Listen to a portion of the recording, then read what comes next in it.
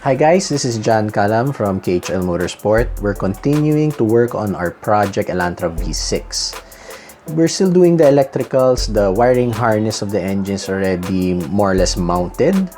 And you could also see here that we have replaced the master cylinder and the hydrovac with a unit from a Honda, as you can see.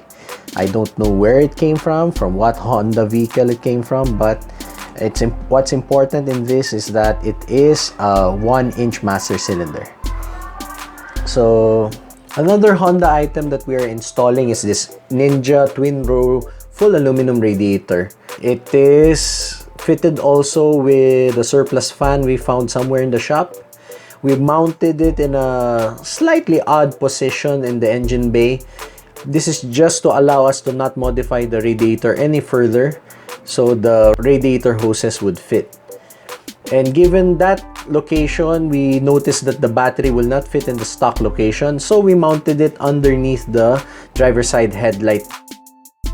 And finally, I am pleased to show you the video of the engine starting for the very first time.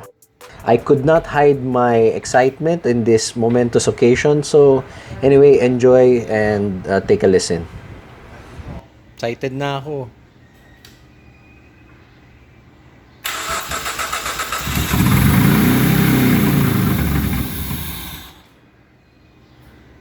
Mandar?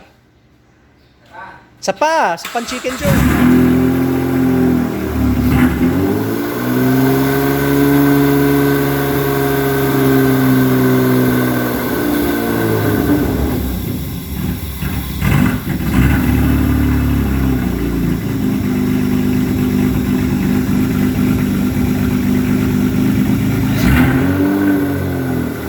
Ayos.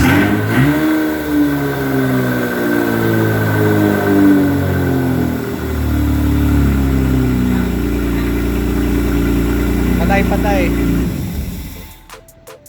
Galing.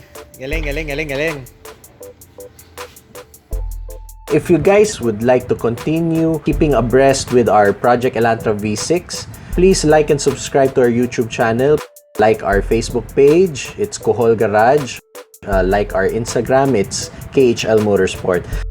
So I hope to see you in the next video, and thank you and God bless.